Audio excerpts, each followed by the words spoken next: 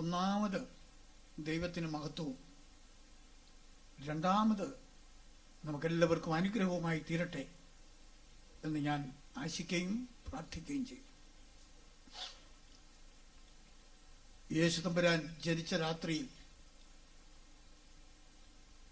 ദൂതന്മാര് ആകാശവീതിയിൽ പ്രത്യക്ഷപ്പെട്ടിട്ട് അവർ ഘോഷിച്ചത്, order തെറ്റാതെയാണ് അവർ പറഞ്ഞത്. ആദ്യം പറഞ്ഞത് അത്യുന്നതങ്ങളിൽ ദൈവത്തിന് മഹത്വമെന്ന്.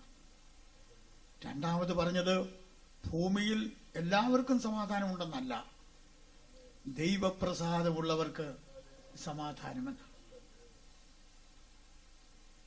അപ്പോൾ ആദ്യം ദൈവത്തിന് മഹത്വം കൊടുക്കുമ്പോൾ അതിൽ നിന്ന് നമുക്ക് കിട്ടുന്ന റിസൾട്ടാണ്, റിഫ്ലക്ഷനാണ് സമാധാനം. ഞാൻ തിയോളജിക്കൽ സെമിനാരിയിൽ പഠിച്ചുകൊണ്ടിരിക്കുമ്പോൾ എൻ്റെ ഒരു അധ്യാപകനായിരുന്ന അദ്ദേഹം, അദ്ദേഹം ഒരു മെത്രാപ്പോലിത്തനാണ്. അദ്ദേഹം ഒരിക്കൽ പറഞ്ഞൊരു കൊട്ടേഷൻ എപ്പോഴും എൻ്റെ മനസ്സിലുണ്ട്. Peace is not the absence of war, but it is the presence of God. സമാധാനം എന്ന് പറയുന്നത് യുദ്ധം നിർത്തുന്നതല്ല, ദൈവത്തെ നമ്മോടുകൂടെ വരുത്തുന്നതാണ്. അല്ലെങ്കിൽ സമാധാനം എന്ന് പറയുന്നത് മനുഷ്യനും ദൈവമായിട്ട് ആധാനത്തിലെത്തുന്നതാണ്. ഇന്നത്തെ ലോകത്തിന് നഷ്ടപ്പെട്ടിരിക്കുന്ന അതാണ്. ഇന്നത്തെ ലോകത്തിന് ഏറ്റവും ആവശ്യമായിരിക്കുന്നതും അതാണ്. Piece that പാസത്ത് all understanding. എല്ലാ ബുദ്ധിയെയും അത് ലംഘിക്കുന്ന ദൈവിക സമാധാനം. ഒരു ചടങ്ങിനു വേണ്ടി അതേ യോഗങ്ങൾ നടത്തുന്ന ആ രീതിയൊക്കെ പോകേണ്ട കാലം അതിക്രമിച്ചിരിക്കുന്നു.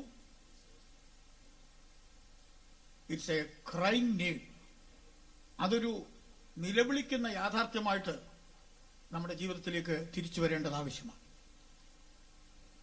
അതുകൊണ്ട് ഈ ദിവസങ്ങളിൽ നമ്മൾ ദൈവസന്നിധിയിലായിരിക്കുമ്പോൾ ഈ യോഗങ്ങൾ കൊണ്ട് സാധിക്കേണ്ടത് ഞാൻ സൂചിപ്പിച്ചതുപോലെ സാധ്യമാകുവാൻ നിങ്ങളെല്ലാവരും മനമുരുകി പ്രാർത്ഥിക്കണം. പ്രത്യേകിച്ച് ഒരു കർത്താവിന്റെ ദാസൻ ഒരിക്കൽ പറഞ്ഞ പോലെ, പ്രസംഗിക്കുന്ന ഞങ്ങളെ തനിച്ചു വിടരുത്, ഞങ്ങൾക്ക് വേണ്ടി നിങ്ങൾ പ്രാർത്ഥിക്കണം.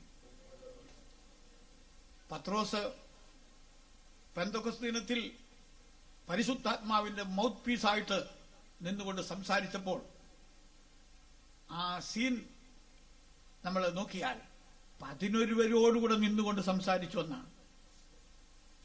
എന്ന് പറഞ്ഞാൽ എല്ലാവരും കൂടെ പ്രസംഗിച്ചെന്നല്ല, അവരുടെ പിൻബലം, പ്രാർത്ഥനയുടെ പിന്തുണ പത്രോസിന് ഉണ്ടായിരുന്നു എന്നാണ്. അതുകൊണ്ട് ഇത് ഇന്നത്തെ യോഗത്തിൽ മാത്രമല്ല, തുടർന്ന് നടക്കേണ്ട എല്ലാ യോഗങ്ങളിലും ഈ തത്വം എല്ലാവരും ഓർത്തിരിക്കണമെന്ന് നിങ്ങളുടെ സ്നേഹത്തെ ഓർപ്പിക്കുന്നു.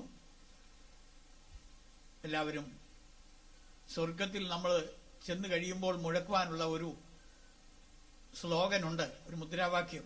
ഞാൻ പലപ്പോഴും പറയാറുണ്ട്, സ്വർഗത്തിൽ ചെന്നാൽ അവിടെ എല്ലാ ഭാഷകളും അവസാനിച്ചു പോകും. ഇന്ന് ഭൂമിയിലുള്ള ഒരു ഭാഷയും അവിടെ ഉപയോഗിക്കപ്പെടുകയില്ല. എന്നാൽ ഒരു പദം നിശ്ചയമായിട്ടും അവിടെ ഉണ്ടായിരിക്കുമെന്ന് വേദപുസ്തകത്തിൽ നിന്ന് കാണുന്നു. അത് ഹല്ലേലൂയ എന്നുള്ളതാണ്. ഞാൻ 3-4 വർഷം സുറിയാനിയൊക്കെ പഠിച്ച ഒരാളാണ്. അതിന്റെ അർത്ഥം എനിക്കറിയാം. ഹല്ലേലൂയാഹ് എന്ന് പറഞ്ഞാൽ യാഹിന് ഹാലലു ഉണ്ടായിരിക്കട്ടെ എന്നാണ്. ഇസലോ യഹോവയ്ക്ക് സ്തുതി ഉണ്ടായിരിക്കട്ടെ. സ്വർഗത്തിൽ നിത്യതയിൽ പോയി അത് പറയാൻ ആശിക്കുന്നവരെല്ലാം ഇപ്പോഴേ പറഞ്ഞ് നാവിന്റെ കൊഞ്ഞയൊക്കെ മാറ്റിയെടുത്തോണം. എല്ലാവരും കർത്താവിനെ സ്തുതിച്ചാട്ട് ഹല്ലേലൂയ. സ്തുതിക്കുന്നത് നേരുള്ളവർക്ക് ഉചിതമല്ല. എന്റെ ഹൃദയത്തിൽ കർത്താവ് ഈ സന്ധ്യാസമയത്ത് പ്രകാശിപ്പിച്ച ചില വേദഭാഗങ്ങൾ നമുക്ക് ഒരുമിച്ച് ധ്യാനിക്കാം. ദൈവത്തിന്റെ പരിശുദ്ധാത്മാവ് അതിന്റെ മേൽ ചിറകുകൾ വിരിക്കട്ടെ എന്ന് ഞാൻ പ്രാർത്ഥിക്കുന്നു. ആദ്യമായിട്ട് 137 സങ്കീർത്തനത്തിന്റെ ആദ്യത്തെ 1-2 വാക്യങ്ങൾ ഒരാൾ വായിക്കണം. അതിനുശേഷം ഞാൻ പറയുന്ന മറ്റൊരു വാക്യം ദാനിയേൽ പ്രവചനം അതിന്റെ 11-ാം അധ്യായത്തിൽ നിന്ന് ഒരു വാക്യം ഞാൻ പിന്നാലെ പറയാം. 137 സങ്കീർത്തനത്തിന്റെ 1-2 വാക്യങ്ങൾ ആദ്യം ഒരാൾ വായിച്ചാട്ടെ. ബാബേൽ നദികളുടെ തീരത്ത് ഞങ്ങൾ ഇരുന്നു, സിയോനെ ഓർത്തപ്പോൾ ഞങ്ങൾ കരഞ്ഞു. അതിന്റെ നടുവിലെ അലരി വൃക്ഷങ്ങളിന്മേൽ ഞങ്ങൾ ഞങ്ങളുടെ കിന്നരങ്ങളെ തൂക്കിയിട്ടു.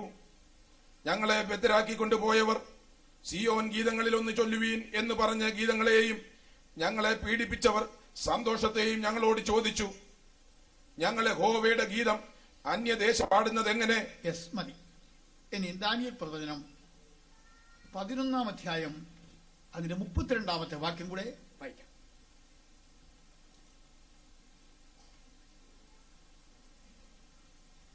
നിയമത്തിന് വിരോധമായ ദുഷ്ടത പ്രവർത്തിക്കുന്നവരെ ഉപായം കൊണ്ട് മനസ്സിലാക്കും. എങ്കിലും തങ്ങളുടെ ദൈവത്തെ അറിയുന്ന ജനം ഉറച്ചു നിന്ന് വീര്യം പ്രവർത്തിക്കും. ഒരു നിമിഷം കൂടെ നമുക്കത് പ്രാർത്ഥിക്കാം. പ്രാർത്ഥന ഒരിക്കലും അധികപ്പറ്റായി പോയില്ലല്ലോ. എല്ലാവരും കണ്ണുകളെ അടച്ച് ഹൃദയ കണ്ണുകളെ ദൈവത്തിന്റെ സന്നിധിയിലേക്ക് ഉയർത്തിക്കൊണ്ട് ഈ പ്രാർത്ഥനയിൽ പങ്കെടുക്കണം. ഞങ്ങളുടെ വാഴ്ത്തപ്പെട്ട കർത്താവേ, സ്വർഗസ്ഥ പിതാവേ,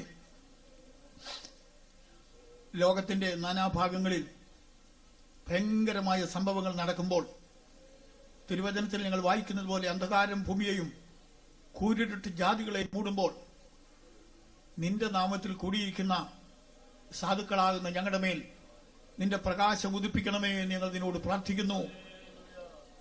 ഏലി പുരോഹിതന്റെ മക്കൾക്ക്, ദുർവൃത്തരായി നടക്കുന്നവർക്ക് യഹോവയുടെ അരുളപ്പാടുകൾ ഇല്ലാതിരിക്കുമ്പോൾ യഹോവയെ അരുളി ചെയ്യണമേ എന്ന് നിലവിളിക്കുന്ന ശമൂവേൽ ബാലന്റെ കാതുകൾ മുഴങ്ങുമാറ് അവനോട് സംസാരിച്ച ദൈവമേ, ഇന്ന് രാത്രി ഞങ്ങളോട് സംസാരിക്കണമേ. ഈ യോഗം ക്രമീകരിച്ചവർക്കും ഇതിനുവേണ്ടി അല്പമായോ അധികമായോ പ്രയത്നിച്ചവർക്കും ഇതിൽ പങ്കെടുത്തവർക്കുമെല്ലാം സമൃദ്ധമായ നന്മകളെ നൽകണമേ. യേശുവിന്റെ നാമത്തിൽ തന്നെ ആമേൻ. ഏത് വ്യക്തിയുടെയും കുടുംബത്തിന്റെയും ജനവർഗത്തിന്റെയും ഒക്കെ ചരിത്രം നമ്മൾ പരിശോധിച്ച് നോക്കിയാൽ പ്രത്യേകമായ അതേ അനുഭവങ്ങൾ കുറിക്കപ്പെട്ടതായ ജീവിത ഘട്ടങ്ങൾ നമുക്ക് കാണുവാൻ സാധിക്കും. വിശുദ്ധ മത്തായി സുവിശേഷത്തിൽ ഇപ്പോൾ എടുത്തു വായിക്കുവാൻ ഞാൻ പറയുന്നില്ല, സമയപരിമിതിയെ ഓർത്തുകൊണ്ട്. മത്തായി അപ്പോസ്തലൻ മത്തായി ശ്ലീഹ തന്റെ സുവിശേഷം തുടങ്ങുന്ന ഭാഗത്ത് തലമുറകളെ കുറിച്ച് താനൊരു പ്രസ്താവന ചെയ്യുന്നുണ്ട്. വേദപുസ്തകം അല്പം നന്നായിട്ട് പഠിക്കാൻ ശ്രമിക്കുന്നവർക്കൊക്കെ അറിയാം. മത്തായിയും വംശാവലി പറയുന്നുണ്ട്, ലൂക്കോസും വംശാവലി പറയുന്നുണ്ട്. ലൂക്കോസ് വംശാവലി ആദാം മുതലാ തുടങ്ങുന്നു. പുറകോട്ട് തലമുറ എണ്ണി ആദാമിൽ ചെന്ന് അവസാനിക്കുന്നു. പിന്നെ അദ്ദേഹത്തിന്റെ സംതൃപ്തിക്ക് വേണ്ടിയായിരിക്കാം ആദാം ദൈവത്തിന്റെ മകനെന്ന് പറഞ്ഞ് ആ കണ്ണി അവിടെ കൊളുത്തുന്നു. എന്നാൽ വിശുദ്ധ മത്തായി ചെയ്യുന്നത് അങ്ങനല്ല. അദ്ദേഹം പിറകോട്ട് തലമുറ എണ്ണുകയല്ല, അദ്ദേഹം മുമ്പോട്ട് എണ്ണുകയാണ്. അദ്ദേഹം തലമുറ എണ്ണാൻ തുടങ്ങുന്നത്, നിങ്ങൾക്കതൊരു പഠന വിഷയമായിരിക്കട്ടെ, ആദമിൽ നിന്നല്ല, അബ്രഹാമിൽ നിന്നാണ്. തലമുറകൾ അബ്രഹാം മുതൽ എന്ന് പറഞ്ഞുകൊണ്ടാണ് മത്തായി ശ്ലീഹ തലമുറകൾ എണ്ണുന്നത്. അങ്ങനെ എണ്ണുമ്പോൾ അബ്രഹാമിൽ നിന്ന് തുടങ്ങുന്നു. എന്നാൽ ആ യാത്രയിൽ ഒരു പ്രധാനപ്പെട്ട മയിൽക്കുറ്റി ഉള്ളിടത്ത് അദ്ദേഹം ഒന്ന് സ്റ്റോപ്പ് ചെയ്തിട്ട് പറയുകയാണ്, അബ്രഹാം മുതൽ ദാവീദ് വരെ. ഇതിന്റെ കാര്യം ഇല്ലാഞ്ഞിട്ടാണോ? ഉണ്ട്. പക്ഷെ പ്രധാനപ്പെട്ട മയിൽക്കുറ്റികളെ എണ്ണുകയാണ്, അബ്രഹാം മുതൽ ദാവീദ് വരെ. അത് കഴിഞ്ഞിട്ട് പിന്നൊരു മയിൽക്കുറ്റി ചൂണ്ടിക്കാണിക്കുന്നത് ദാവീദ് മുതൽ ബാബേൽ പ്രവാസം വരെ, ബാബിലോൺ കാപ്റ്റിവിറ്റി, ബാബിലോൺ പ്രവാസം വരെ. അത് കഴിഞ്ഞിട്ട് പിന്നൊരു മയിൽക്കുറ്റി എണ്ണുന്നത് ബാബേൽ പ്രവാസം മുതൽ ക്രിസ്തു വരെ. ഞാൻ പറയുന്നത് നിങ്ങൾ അവസാന വാക്കായിട്ട് വിശ്വസിക്കേണ്ട. വീട്ടിൽ ചെന്ന് നിങ്ങൾ തന്നെ ഒന്ന് വായിച്ചു നോക്കണം. ക്രിസ്തു മുതൽ എന്ന് പറഞ്ഞിട്ട് പിന്നെ വേറെ എങ്ങോട്ടെങ്കിലും പോകുന്നുണ്ടോ എന്ന് നിങ്ങളൊന്ന് വായിച്ചു നോക്കണം. Price the Lord. അവിടെ അത് അവസാനിക്കുകയാണ്. Price the Lord. അബ്രഹാമിൽ തുടങ്ങിയിട്ട് ക്രിസ്തുവിൽ അവസാനിക്കുകയാണ്.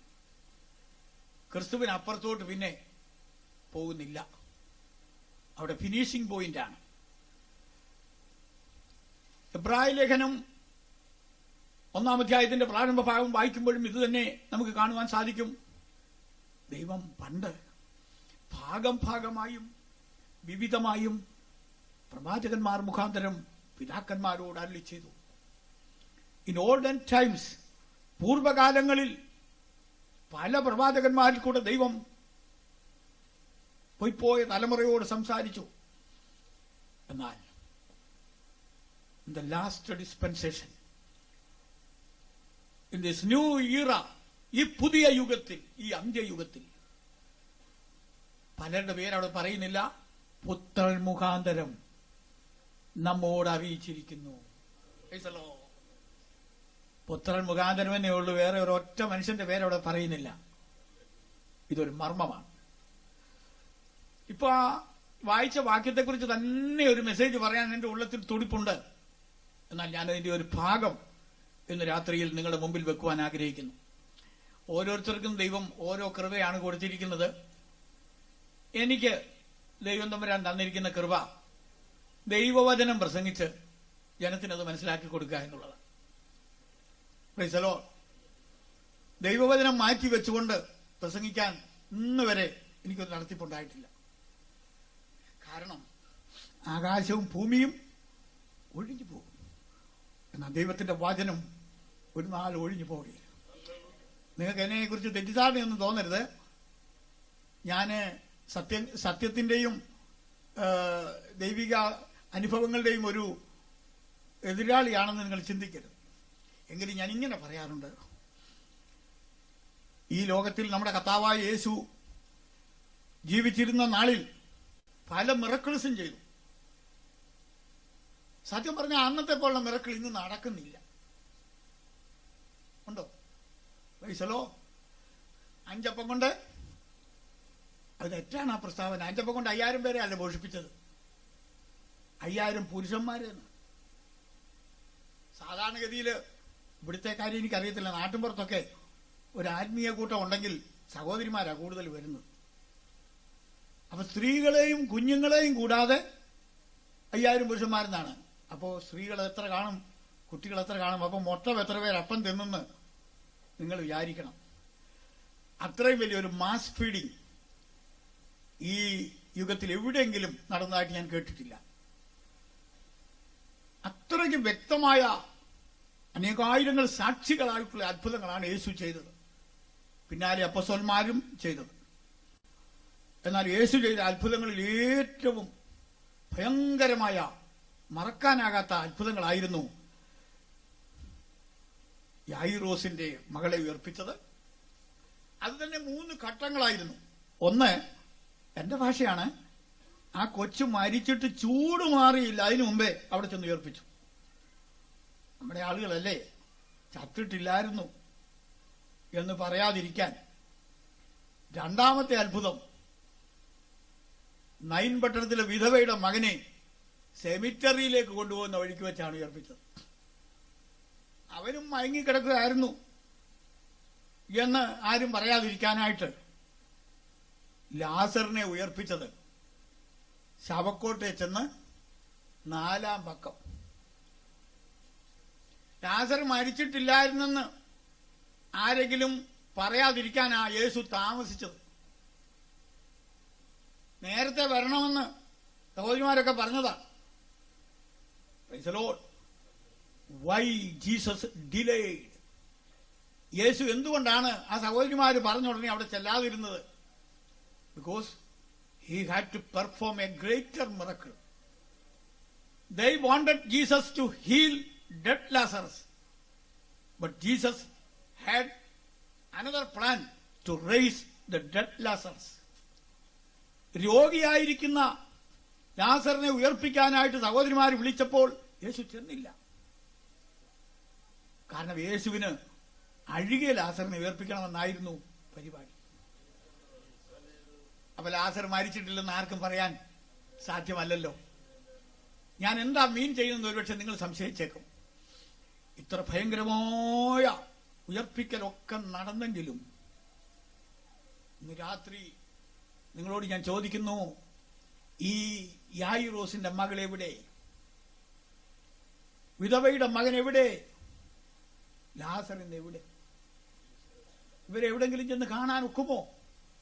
അവർ വീണ്ടും മരിച്ചു.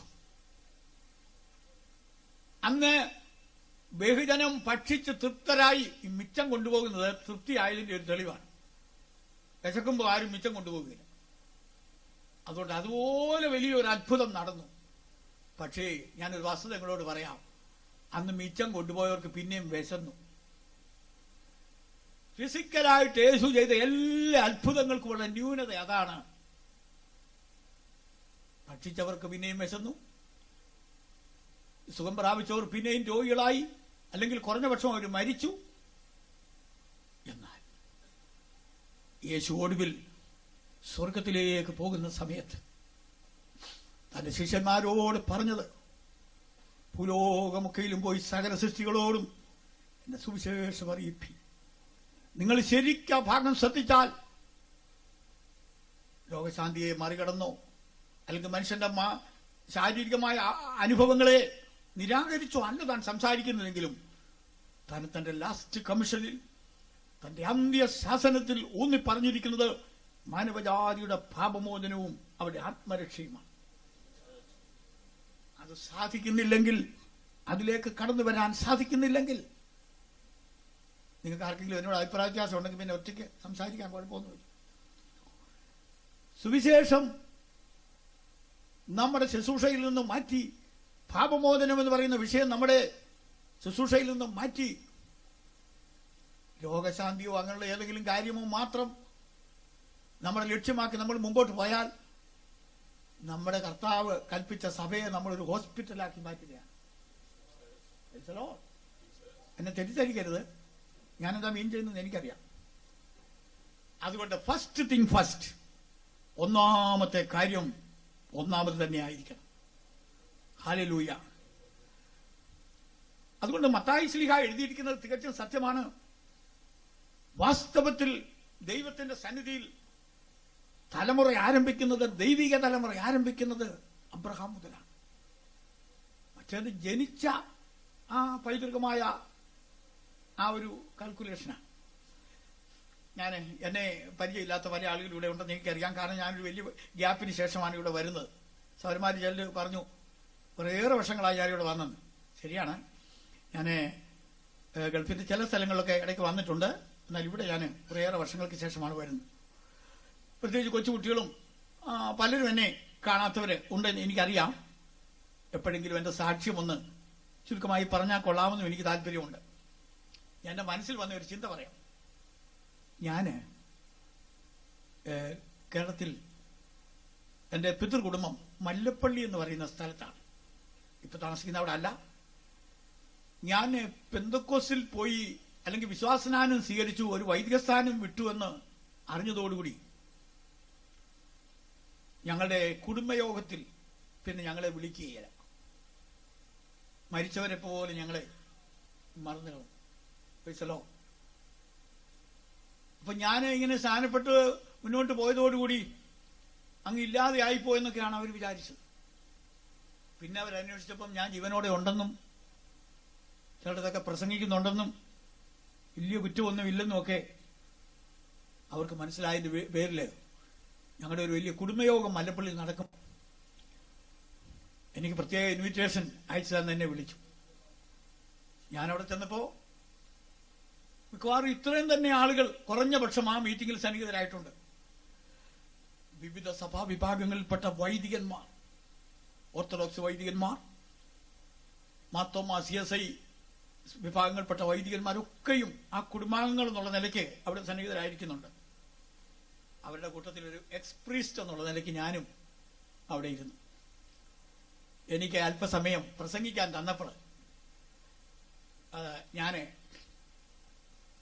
ആദ്യമായിട്ടൊരു കമന്റ് പറഞ്ഞു. കമന്റ് മറ്റൊന്നുമല്ല. ഞങ്ങളുടെ കുടുംബയോഗത്തിന്റെ ചരിത്രം പറയുന്നത്, ഓരോ കുടുംബയോഗത്തിനും ഓരോ ചരിത്രം കാണുമല്ലോ, അതുപോലെ ഞങ്ങളുടെ കുടുംബയോഗത്തിന്റെ ചരിത്രം പറയുന്നത്, ഞങ്ങളുടെ ആദ്യത്തെ വല്യപ്പൻ കുറെ വർഷങ്ങൾക്ക് മുമ്പ് കോട്ടയത്തിന് വടക്കുള്ള അതിരമ്പഴ എന്ന് പറഞ്ഞ സ്ഥലത്ത് നിന്ന് യാത്ര ചെയ്ത് മല്ലപ്പള്ളിയിൽ വന്നു താമസിച്ചു. അവിടെ മുതലങ്ങ് സ്റ്റഡിയായിട്ട് പിന്നെ അങ്ങ് പോവുക. ഞാൻ എഴുന്നേറ്റ് ഒരു പോയിന്റ് ഓഫ് ഓർഡർ അവിടെ ഉന്നയിച്ചു, കുടുംബത്തിലെ ഒരു അംഗമെന്നുള്ള നിലയ്ക്ക്. നമ്മുടെ വല്യപ്പൻ അതിരമ്പഴന്ന് വന്നെന്ന് പറയുന്നു, അതിന്റെ വല്യപ്പൻ എവിടെ? അതിന്റെ പുറകിലത്തെ വല്യപ്പൻ. എല്ലാവരും നിശബ്ദരായിട്ടിരിക്കുക. ഞാൻ പറഞ്ഞു, നിങ്ങൾക്ക് അതിനെക്കുറിച്ച് നിശ്ചയമില്ലെങ്കിൽ എനിക്ക് കിട്ടിയ അറിവനുസരിച്ച് ഞാൻ പറയാം. ഈ അതിരമ്പഴ നിന്ന് വന്ന വല്യപ്പന്റെ പിറകിലുള്ള പിതാക്കന്മാര് പല സ്ഥലങ്ങളിലായിട്ട് ഇങ്ങനെ കലാകാലങ്ങളിൽ മാറി മാറി താമസിച്ചു. അതിന്റെ ആദ്യത്തെ വല്യപ്പൻ ഏതൻ തോട്ടത്തിലാണ് താമസം. അവിടുന്ന് കുരുത്തക്കേട് കാണിച്ച് ഇറങ്ങിപ്പോയതാണ്. അങ്ങനെ വന്ന വഴിയാണ് ഇങ്ങനെ അതിരമ്പഴ ചുറ്റി മല്ലപ്പള്ളി വന്നതെന്ന് ഞാൻ പറഞ്ഞു. ഒരു വെള്ളിടി വെട്ടുന്നത് പോലെ ആ സദസ്സിൽ അത് അനുഭവപ്പെട്ടു. ഞാൻ എന്തിനാ ഇത്രയും വിസ്തരിച്ച് പറഞ്ഞെന്ന് ഒരുപക്ഷെ നിങ്ങൾ ചോദിക്കുമായിരിക്കും. ഇന്ന് അനേകം ആളുകളും ചരിത്രം എണ്ണുന്നത്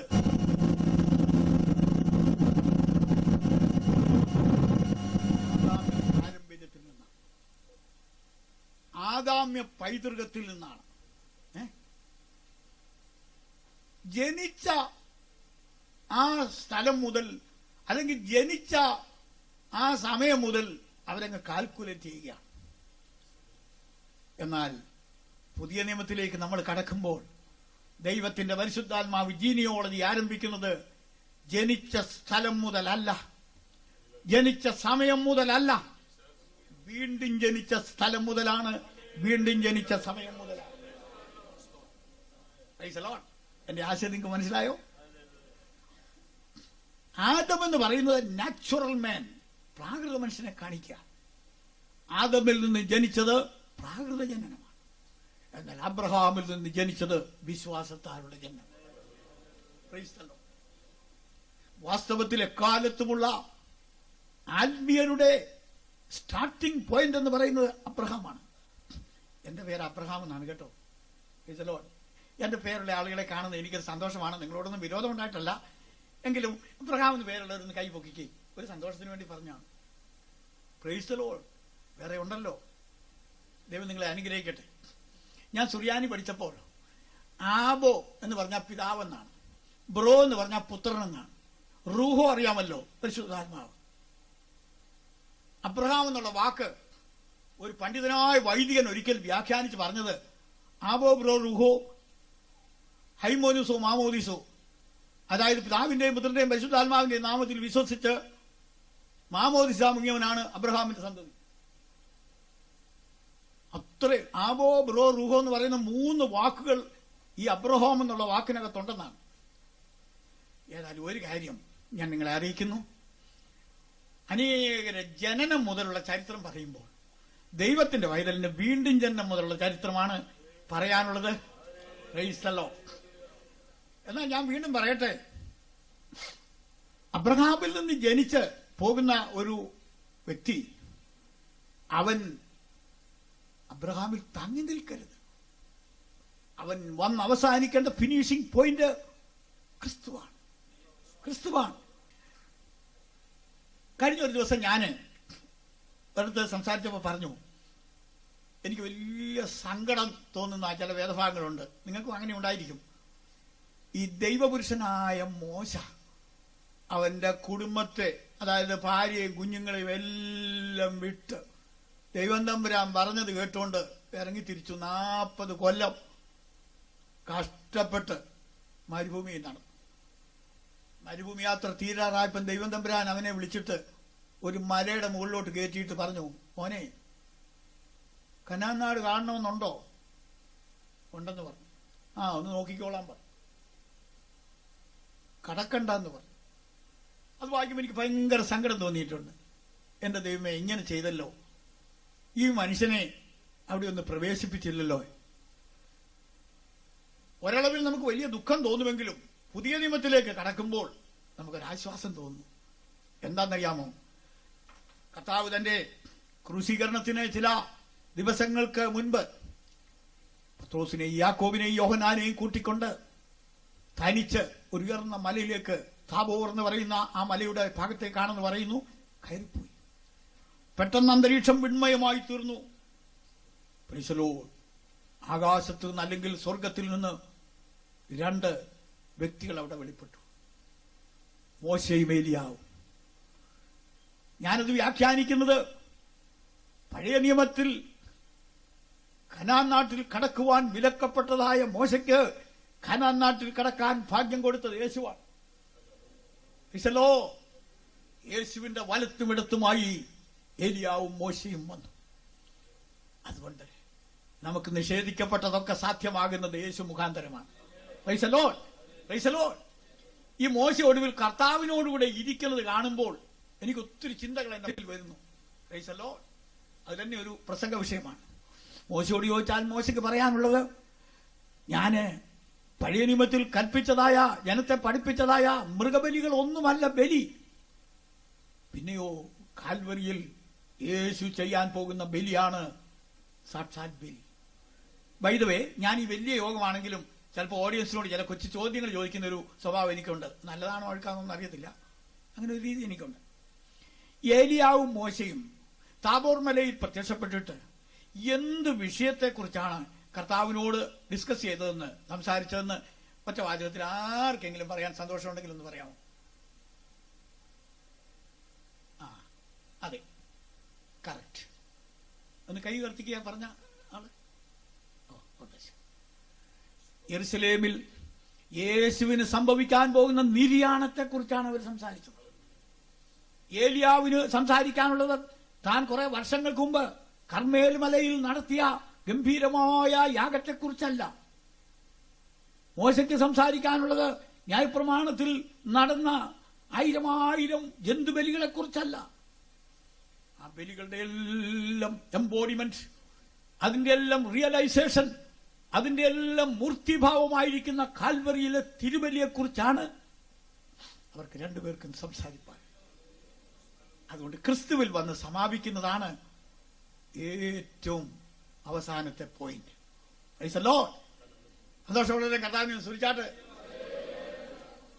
അബ്രഹാം മുതലാണ് ആത്മീയ യാത്ര അല്ലെങ്കിൽ വിശ്വാസയാത്ര ആരംഭിക്കുന്നത് എന്ന് ഞാൻ ഒന്നുകൂടെ നിങ്ങളെ ഓർപ്പിക്കുന്നു. ആത്മീയാത്ര എന്ന് പറഞ്ഞാൽ KP യോഹന്നാന്റെ അവിടെ നിന്ന് ആരംഭിക്കണമെന്നല്ല ഞാൻ പറഞ്ഞത്. Any kind of spiritual movement, ദൈവത്തെ ലക്ഷ്യമാക്കിക്കൊണ്ടുള്ള ഏതെങ്കിലും ഒരു യാത്ര ആരംഭിക്കുന്നത് അബ്രഹാമിൽ നിന്നാണ് എന്ന് പറഞ്ഞാൽ it's A figurative usage. Abraham എന്തിനെ കാണിക്കുന്നു? അബ്രഹാം വിശ്വാസത്തെ അല്ലെങ്കിൽ വിശ്വാസിയെ കാണിക്കുന്നു. അബ്രഹാമിനെ വിശ്വാസ വീരൻ എന്നാണ് പറയുന്നത്. മറ്റാർക്കും ചെയ്യാൻ എളുപ്പമുള്ള ഒരു കാര്യമല്ല അബ്രഹാം ചെയ്തത്. നിങ്ങൾക്കറിയാം,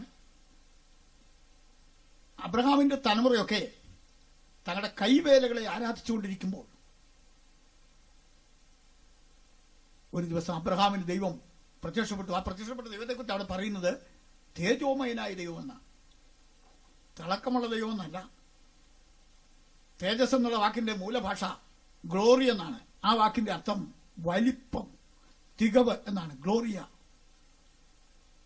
എന്ന് പറഞ്ഞാൽ മഹാദൈവമാണ്, സാക്ഷാത് ദൈവമാണ് അബ്രഹാമിന് പ്രത്യക്ഷപ്പെട്ടത്. അതെന്തുകൊണ്ടാണ് അബ്രഹാമിന് പ്രത്യക്ഷപ്പെട്ടത്, മറ്റു പലർക്കും പ്രത്യക്ഷപ്പെടാതിരുന്നത് എന്തുകൊണ്ടാണ്? ഇതിന്റെയൊക്കെ മറുപടി എനിക്ക് പറയാനുണ്ട്, പക്ഷെ ഞാനതിന് സമയം ഇപ്പൊ എടുക്കുന്നില്ല. പ്രത്യക്ഷപ്പെട്ടിട്ട് എന്താ പറഞ്ഞത്? അബ്രഹാമേ, ഞാൻ ചുരുക്കി പറയാം, ചെയ്യാൻ ഏറ്റവും ബുദ്ധിമുട്ടുള്ള 2-3 കാര്യങ്ങൾ ചെയ്യാൻ അവനോട് പറഞ്ഞത്. പിതൃ ചേർത്താ പറഞ്ഞത്. പിതൃ ഭവനം, ചാർച്ചക്കാര് തുടങ്ങിയ കാര്യങ്ങളെ വിടുവാനാ പറഞ്ഞത്. ഒരു മനുഷ്യന് ഏറ്റവും പ്രയാസമായിട്ടുള്ള ഒരു കാര്യം പൈതൃകമായിട്ടുള്ളതിനെ വിടുക എന്നുള്ളതാണ്. ചില പറഞ്ഞ് കേട്ടിട്ടില്ലേ, ഞാൻ ഇന്ന കുടുംബത്തിൽപ്പെട്ടതാണ്, എന്നെ അറിയാമോ? കുടുംബത്തിൽ പൈതൃകമായ ബന്ധങ്ങളിൽ അതേ ഒട്ടിച്ചേർന്ന് നിൽക്കുന്നവരാണ് ഭൂരിപക്ഷം ആളുകൾ. അതുപോലെ തന്നെ കിൻസ് റിലേഷൻസ്, സ്വന്തക്കാര്, ബന്ധുക്കള്, ചാർച്ചക്കാർ, അവരെയൊക്കെ വിടുക എന്ന് പറയുന്നത് മനഃശാസ്ത്രപരമായിട്ട് വളരെ ബുദ്ധിമുട്ടുള്ള കാര്യമാണ്. അതൊക്കെ വിടാനാ കർത്താവ് പറഞ്ഞത്. വെറുതെ വിട്ടേച്ച് ഒന്നുമില്ലാത്തവനായി നടക്കാനല്ല പറഞ്ഞത്. വിട്ട് ഞാൻ നിനക്ക് കാണിപ്പാനിരിക്കുന്ന സ്ഥലത്തേക്ക് പോവുക എന്ന് പറഞ്ഞാൽ മാനുഷികമായതിനെ നീ കുറവായി സ്നേഹിച്ചിട്ട് എന്നെ കൂടുതലായി സ്നേഹിക്കണമെന്നാണ് കർത്താവ് പറഞ്ഞത്. ഒരു ബൈബിൾ ക്ലാസ് ആയിരുന്നെങ്കിൽ എനിക്ക് ഒത്തിരി കാര്യങ്ങൾ നിങ്ങളെ പറഞ്ഞ് മനസ്സിലാക്കണമെന്ന് ആഗ്രഹമുണ്ടായിരുന്നു. അപ്പനെയും അമ്മയും ഭാര്യയൊക്കെ ഉപേക്ഷിക്കാത്തവൻ എനിക്ക് യോഗ്യനല്ല എന്ന് കർത്താവ് പറഞ്ഞ വചനം അതിന്റെ അർത്ഥം മനസ്സിലാക്കാതെ ഭാര്യയെ ഉപേക്ഷിച്ച് നടക്കുന്ന, ഭാര്യയ്ക്ക് ചെലവിന് കൊടുക്കാത്ത അങ്ങനെയുള്ള ഒരു വ്യക്തിയെ എനിക്ക് കൊണ്ട് സങ്കല്പിക്കാൻ പോലും കഴിയുന്നില്ല. Praise the Lord. അതിന്റെ അർത്ഥം to love the world less, ദൈവത്തെ കൂടുതലായി സ്നേഹിക്കുമ്പോൾ മറ്റുള്ളതിനെല്ലാം കുറവായി സ്നേഹിക്കുന്നു. അതാണ് കർത്താവ് ഉദ്ദേശിച്ചത്. കർത്താവിനെ സ്തുതിച്ചാട്ട് ദൈവങ്ങളെല്ലാവരും. വളരെ കരച്ചിലും നിലവിളിയും ഒക്കെ ഉണ്ടായി കാണുമെന്ന് എനിക്ക് തോന്നുന്നു. അബ്രഹാം പുറപ്പെട്ടപ്പോൾ ചായോ ഞങ്ങളെ ഇട്ടേച്ച് പോവാണോ എന്നൊക്കെ പിറകിൽ നിന്ന് കരച്ചിലൊക്കെ കേട്ടു. പക്ഷെ അതൊന്നും കാര്യമാക്കാതെ ഒരു ചെറിയ സംഘം മുമ്പോട്ട് നീങ്ങി. അവരുടെ യാത്രയുടെ ഒരു പ്രത്യേക അനുഭവമായിരുന്നു ഫ്രാത്തു നദി, യൂഫ്രട്ടീസ് നദി കടന്നത്. എബ്രായർ എന്നുള്ള വാക്കിന്റെ അർത്ഥം അക്കരെ കടന്നവരെന്നാണ്, അക്കരക്കാരെന്നാണ് ഞങ്ങൾക്കറിയാം.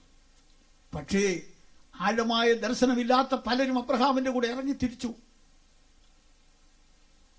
തേറഹ് ഇറങ്ങിയെങ്കിലും വഴിയിൽ എവിടെ വെച്ചോ മരിച്ചെന്ന് പറയുന്നു. അബ്രഹാമിന്റെ സഹോദരപുത്രനായ ലോത്ത് ഇറങ്ങിയെങ്കിലും അബ്രഹാമിന്റെ ദർശനം അവനില്ലായിരുന്നു. അവൻ സോദോമിൽ എത്തി അവന്റെ യാത്ര അവസാനിപ്പിച്ചു. എന്നാൽ നിങ്ങളോട് ഞാൻ പറയട്ടെ, അബ്രഹാം ദൈവത്തെ മാത്രം നോക്കിക്കൊണ്ട് അവൻ യാത്ര തുടർന്നു. എനിക്ക് ഏറ്റവും അത്ഭുതകരമായ ഒരു മർമ്മം ദൈവം ഈയിടെ മനസ്സിലാക്കി തന്നത്, അവൻ നടന്ന് നടന്ന് നടന്ന് അക്ഷരിക കനാലിലെത്തി. അവിടെ തമ്പടിക്കാൻ വീട് വെക്കാനായിട്ടുള്ള പരിശ്രമം നടത്തിയപ്പോൾ ദൈവം അവനോട് പറഞ്ഞു, അബ്രഹാമേ, ഇതല്ല കനാൻ. ഞാൻ നിന്നെ വിളിച്ചത് ഈ കനാനിലേക്കല്ല. ഒരു ചിന്താക്കുഴപ്പത്തിൽ അവനെ ആക്കി.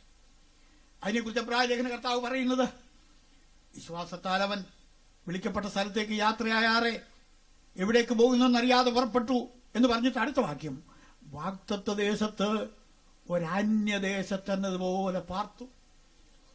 ദൈവം ശില്പിയായി നിർമ്മിച്ചതും അടിസ്ഥാനങ്ങളുള്ളതുമായ നഗരത്തിനു വേണ്ടി കാത്തിരുന്നു.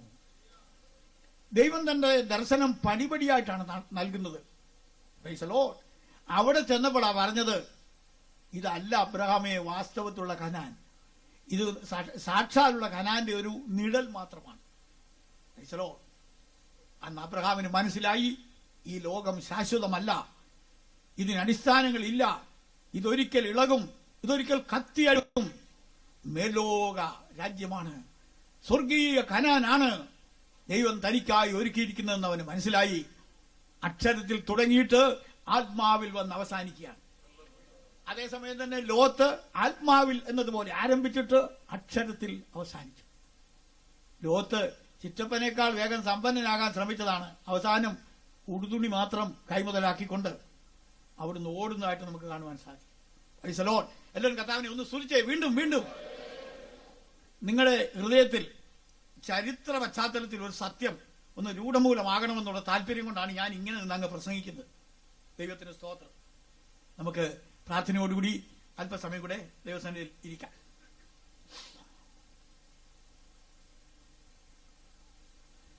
അബ്രഹാമിൽ ആരംഭിച്ച ഈ യാത്ര, അല്ലെങ്കിൽ ഈ യാത്രാ സംഘം, അവര് കനാനിലെത്തി. യോശുവയുടെ നേതൃത്വത്തിലാണ് കനാനിലെത്തിയത്. കനാനിൽ കടക്കുമ്പോൾ യോശുവയ്ക്ക് ദൈവം ചില പ്രത്യേക വാർണിംഗ്സ്, നിർദ്ദേശങ്ങൾ കൊടുത്തിരുന്നു. അതിലൊന്ന്, നീ കനാനിലെ രാജാക്കന്മാരോട് യുദ്ധം ചെയ്ത് അവരെ തോൽപ്പിക്കണം. ദൈവത്തിന് അവനെക്കുറിച്ചുള്ള ആ നിശ്ചയം ഇതായിരുന്നു.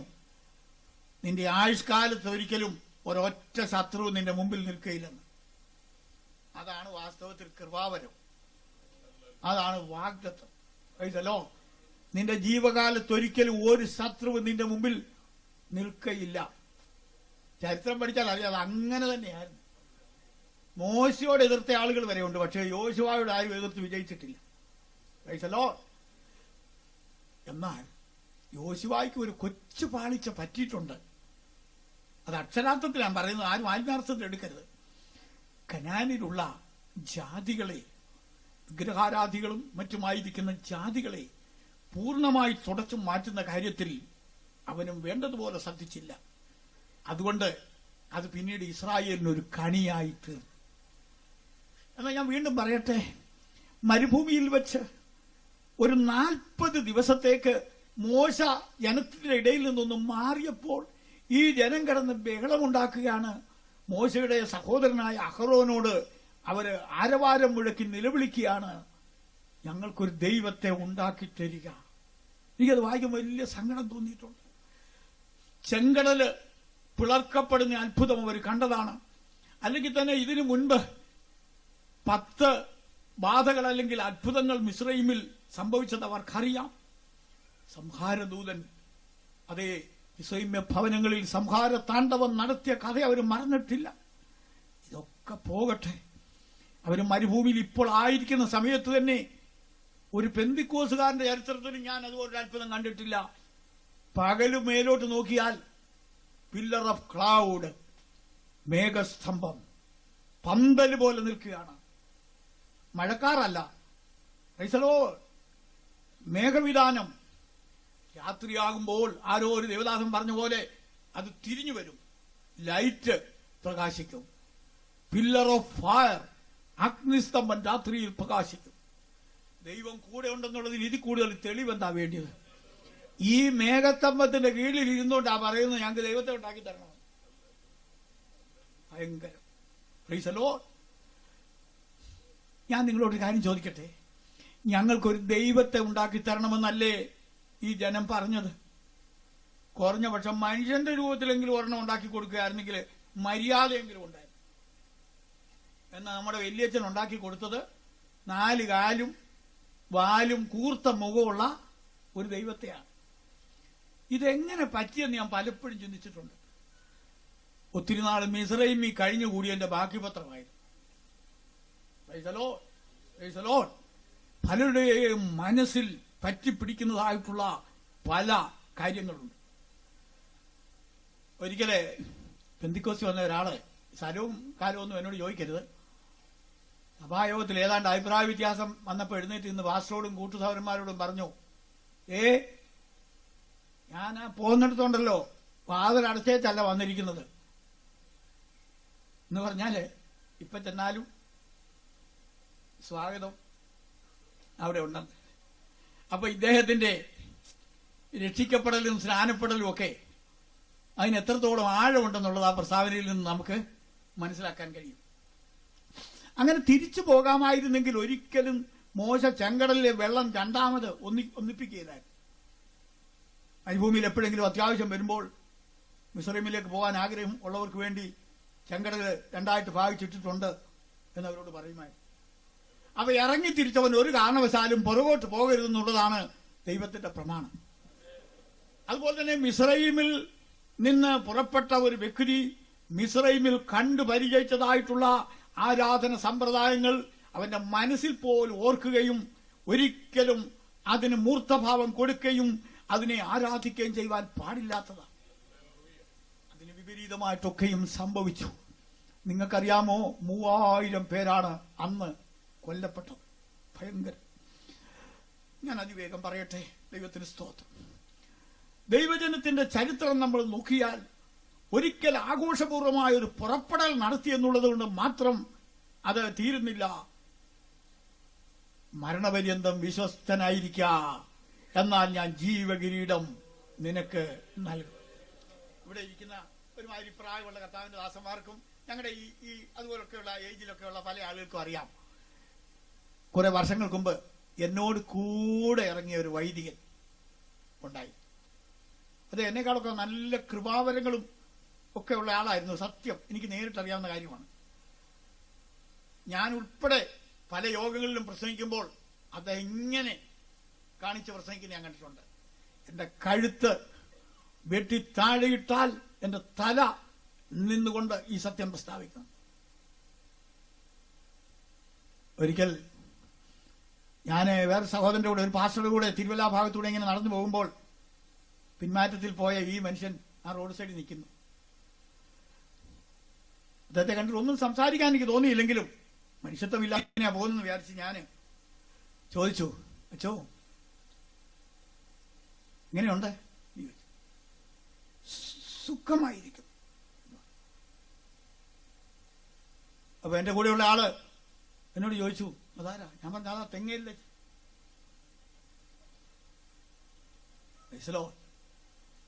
ഈ അടുത്ത കാലത്ത് അദ്ദേഹം മരിക്കുകയും ചെയ്തു. പക്ഷേ താൻ ഏറ്റെടുത്ത വിശ്വാസത്തെ തള്ളിപ്പറഞ്ഞുകൊണ്ടാണ് അദ്ദേഹം മരിച്ചത്. ഞാൻ എല്ലാവരോടും ഒരു കാര്യം പറയുന്നത്, എന്നോടും പറയുകയാണ്, നാം ഇറങ്ങി പുറപ്പെട്ടത് സത്യമാണെങ്കിൽ എന്തെല്ലാം വന്നാലും, എന്തെല്ലാം പ്രലോഭനങ്ങൾ വന്നാലും, എന്തെല്ലാം നമ്മളിൽ നിന്ന് പിൻവലിച്ചാലും, എന്തെല്ലാം ലോകം വെച്ച് നീട്ടിയാലും, പരദേശി മോക്ഷയാത്ര എന്ന് പറഞ്ഞ ആ ഗംഭീരമായ പുസ്തകം വായിച്ചിട്ടുണ്ടോ? ജോൺ ബനിയൻ ജയിലിൽ കിടന്നുകൊണ്ട് എഴുതിയതാണ് പരദേശി മോക്ഷയാത്ര. പറയാൻ സമയമില്ലല്ലോ. പരദേശിയെ കുരുക്കിലാക്കാനായിട്ട് എന്തെന്ത് പ്രലോഭനങ്ങൾ, നിദ്രാമോഹം, നിലം, വൈഷമ്യം, മേട്, മരണനിഴലിൻ താഴ്വര ഒക്കെ അവന്റെ വഴിമധ്യത്തിലുണ്ടായി.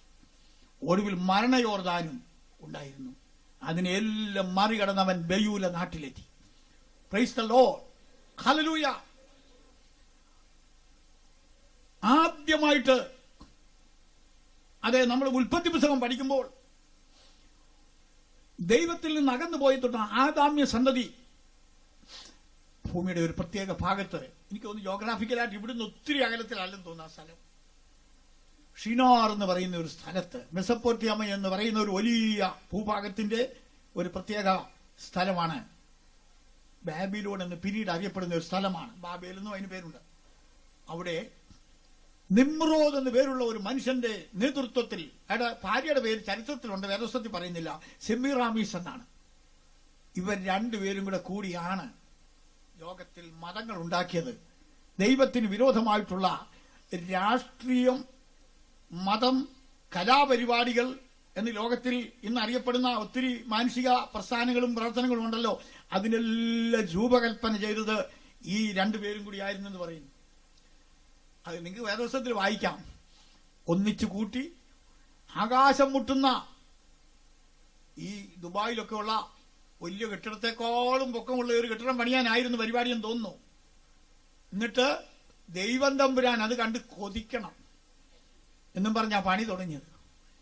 ഇടയ്ക്ക് ഞാൻ ദൈവത്തെ ഒന്ന് പരിചയപ്പെടുത്തുന്നത് നിങ്ങൾ ക്ഷമിക്കണം. എനിക്ക് പരിചയമുള്ള ദൈവം, നിങ്ങളുടെ ദൈവത്തെക്കുറിച്ച് നിങ്ങൾ ചിന്തിച്ചോ, ഞാൻ എന്നെ വിളിച്ച ദൈവത്തെക്കുറിച്ച് ഒന്ന് ചിന്തിക്കുകയാണ്. ആ ദൈവത്തിന്റെ പ്രത്യേകത ഞാൻ ഇങ്ങനെ പറയുന്നത്, എന്റെ ദൈവം ദയാലുവോട് ദൈവം ദയാലുവാണ്. നിങ്ങൾ ആർക്കെങ്കിലും ഒരു കരുണ കാണിച്ചാലുണ്ടല്ലോ, ആ ദൈവം നിങ്ങളോട് കരുണ കാണിക്കും. നിഷ്കളങ്കനോട് ദൈവം നിഷ്കളങ്കനാണ്. നിങ്ങൾ കളങ്കമില്ലാതെ ഒന്ന് ജീവിക്കുകയും പ്രവർത്തിക്കുകയും ചെയ്ത് നോക്ക്, കളങ്കമില്ലാതെ ദൈവം നിങ്ങളോട് ഇടപെടും. അടുത്തതാ ഭയങ്കരം, വക്കറിനോട് നീ വക്കറിനാണ്. ദൈവം തമ്പുരാന്റെ അടുക്കം വിളച്ചിലിറക്കിയാറുണ്ടല്ലോ, അതുപോലെ ഇൻ ദ സെയിം കോയിൻ, അതേ നാണയത്തിൽ അവൻ തിരിച്ചറിയും. ആ ദൈവമാണ് നമ്മുടെ ദൈവം. Praise the Lord.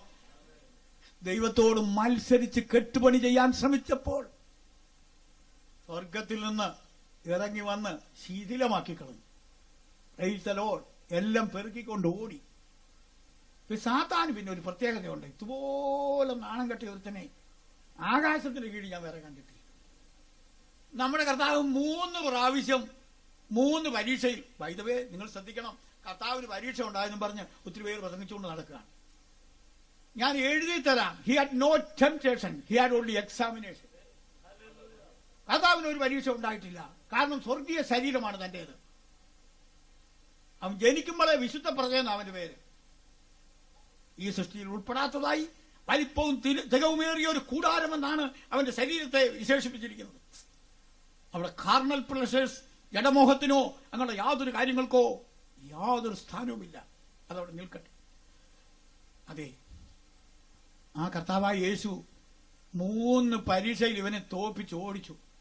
വേദോസ്തവത്തിൽ എഴുതിയിരിക്കുന്നത് അവൻ കുറച്ചു കാലത്തേക്ക് മര്യാദ പഠിച്ചു നടന്നു. അവൻ പിന്നെയും കറങ്ങി തിരിച്ചു പോയി.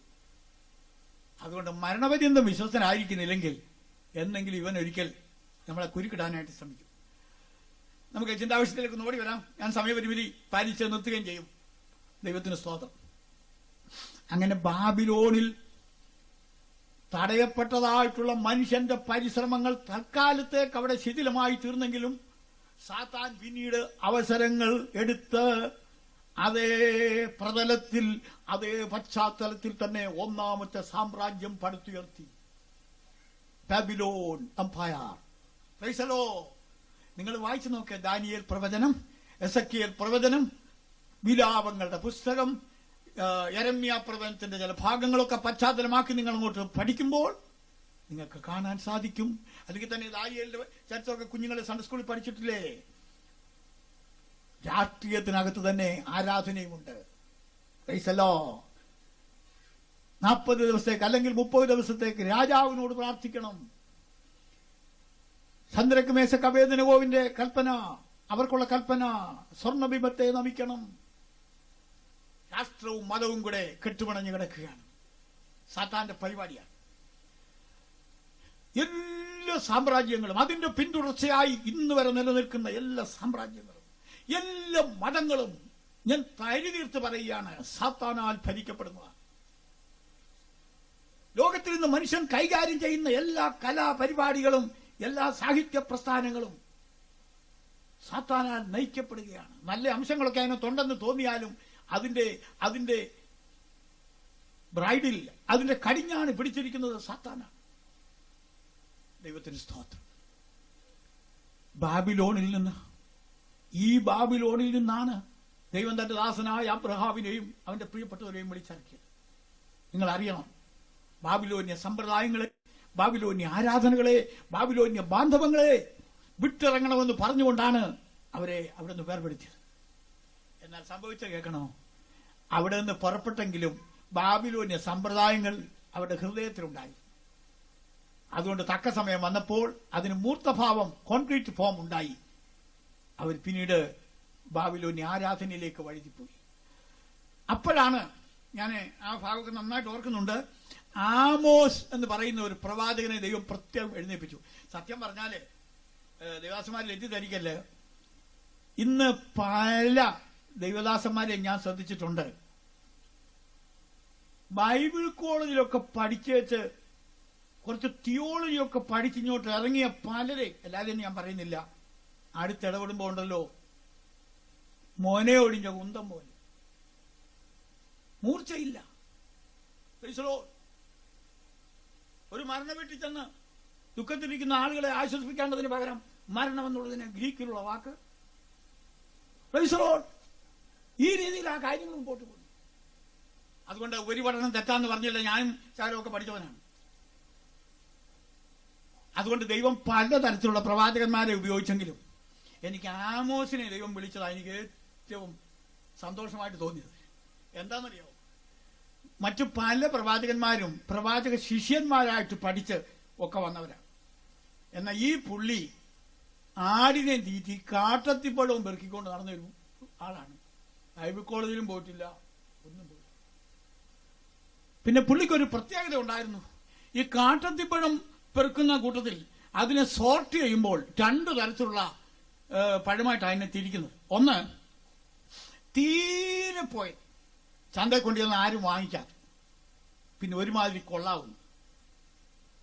അതുകൊണ്ട് താൻ ഇസ്രായേലിനെതിരായിട്ട് പ്രവചിക്കാൻ എഴുന്നേറ്റപ്പോൾ ഈ കാട്ടത്തിപ്പഴം കൈകാര്യം ചെയ്ത് ആ ഭാഷയിലാണ് പിന്നത്തെ സംസാരം. ഇസ്രായേലെ നിനക്ക് പഴുപ്പ് പിടിച്ചിരിക്കുന്നു, ഇങ്ങനെയൊക്കെയാണ് പുള്ളിയുടെ ഭാഷ. ദൈവത്തിന് സ്തോത്രം. അവനെ തന്നെ ഉപയോഗിക്കണമെന്ന് ദൈവം തീരുമാനിച്ചു. ഇടയ്ക്ക് നിങ്ങൾ ഓർക്കുന്നുണ്ടോ, സ്തേഫാനോസ്, എനിക്ക് പുതിയ നിയമത്തിൽ പൗലോസ് അപ്പോസ്തലനോടുള്ളതിനേക്കാൾ ഒരു 100 മടങ്ങ് സ്നേഹവും ബഹുമാനവും സ്തേഫാനോസിനോട് പറയുമ്പോൾ നിങ്ങൾ എൻ്റെ ആ വികാരം മനസ്സിലാക്കണം. ദൈവത്തിന് സ്തോത്രം.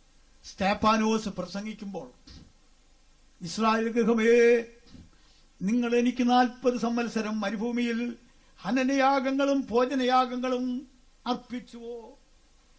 നിങ്ങൾ നമസ്കരിക്കുവാനുണ്ടാക്കിയ സ്വരൂപങ്ങളായ മോലോക്കിന്റെ കൂടാരവും രാഫാൻ ദേവന്റെ നക്ഷത്രവും നിങ്ങൾ ചുമന്നുകൊണ്ട് നടന്നവരല്ലയോ?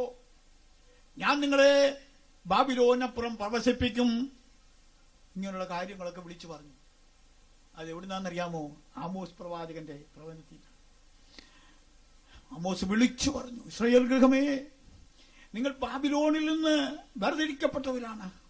ഇനിയും ബാബിലോന്യ സമ്പ്രദായങ്ങളിലേക്ക്, ബാബിലോന്യ ആരാധനയിലേക്ക് നിങ്ങൾ തിരിച്ചു പോയാൽ, നിങ്ങളുടെ മനസ്സങ്ങോട്ട് പോയാൽ, നിങ്ങളുടെ ശരീരവും ദൈവം അവിടെ കൊണ്ടെത്തിക്കും, അവിടെ തന്നെ നിങ്ങളെ പ്രവസിപ്പിക്കും എന്ന് പറഞ്ഞു. ഈ വാക്കുകൾ കോട്ട് ചെയ്തുകൊണ്ടാണ് സ്തെഫാനോസ് പ്രസംഗിച്ച് കല്ലേറേറ്റ് മരിച്ചത്. ദൈവമക്കളെ, ഒരു നിമിഷം ആ ഭാഗം നിങ്ങളൊന്ന് ചിന്തിക്കണം. ഈ ബാബിലോൺ പ്രവാസം എന്ന് പറഞ്ഞാൽ ഭയങ്കരമായിരുന്നു എന്ന് എനിക്ക് പറയാനുള്ളൂ.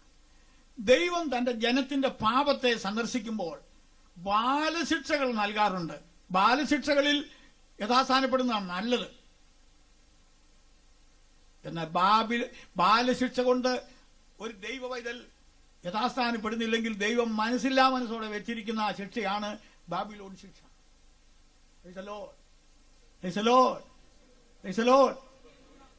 തെങ്ങേലില് ഞങ്ങൾക്കൊരു കൊച്ചുപദേശമുണ്ട്, വയസ്സനായി, ചിലപ്പോഴൊക്കെ കാണാറുണ്ട്. ദൈവത്തിന്റെ ശിക്ഷയെക്കുറിച്ച് അദ്ദേഹം ചിലപ്പോൾ ഇങ്ങനെ പറയും, ഈ അപ്പന്മാര് മക്കൾ കുറ്റം ചെയ്യുമ്പോൾ, കൊച്ചു പിള്ളേർ കുറ്റം ചെയ്യുമ്പോൾ, നിന്നെ ഇപ്പൊ ഞാനെന്നും പറഞ്ഞാണ് വടി തേടുന്നത്, മുഖം കണ്ടാൽ കൊന്നുകളെ വന്ന. അങ്ങനെ തപ്പി നടക്കുമ്പോ ഒരു നല്ല വടി കൈ കിട്ടി, നല്ല വടിയാന്ന് മനസ്സിലായി. അത് കളഞ്ഞു വെച്ച് പിന്നെയും വേറെ വടി തപ്പി നടക്കുക. അങ്ങനെയാ ദൈവത്തിന്റെ ബാലശിക്ഷ. എന്ന മനസ്സോടെ അല്ലല്ലോ അവൻ മനുഷ്യപുത്രന്മാരെ ദുഃഖിപ്പിക്കുന്നു. ബാബിലോൺ ശിക്ഷ എന്ന് പറയുന്നത് നട്ടല്ലൊടിക്കുന്ന ശിക്ഷയാണ്, ഭയങ്കരം. നിങ്ങൾക്കറിയാം, ബാബിലോൺ രാജാവായ നെബൂഖദ്നേസറിന് ദൈവം ഓർഡർ കൊടുത്തു. ദൈവം കൽപ്പിക്കാതെ ആ മനുഷ്യൻ ഈ ബൗണ്ടറിക്കകത്ത് കയറിയില്ല. അവൻ വന്നിട്ട് യെറുസലേമിനെ നശിപ്പിച്ചു, ദേവാലയം തകർത്തു, വീടുകൾ തകർത്തു, അനേകരെ കൊന്നു, നിണപ്പുഴ ഒഴുക്കി, അനേകായിരങ്ങളെ കൈവിലങ്ങിട്ട് ആടുകളെ കൊണ്ടുപോകുന്ന പോലെ ബാബിലോണിലേക്ക് നടത്തിക്കൊണ്ടുപോയി. അങ്ങനെ പോയതായ ആളുകൾ ബാബിലോൺ നദികളുടെ തീരങ്ങളിൽ അഭയാർത്ഥി ക്യാമ്പുകളിൽ കിടന്നു. അവരുടെ പാട്ടാണ് 137 സങ്കീർത്തനം. നിങ്ങൾ സമയമുള്ളപ്പോൾ അതൊന്ന് പാടി നോക്കണം.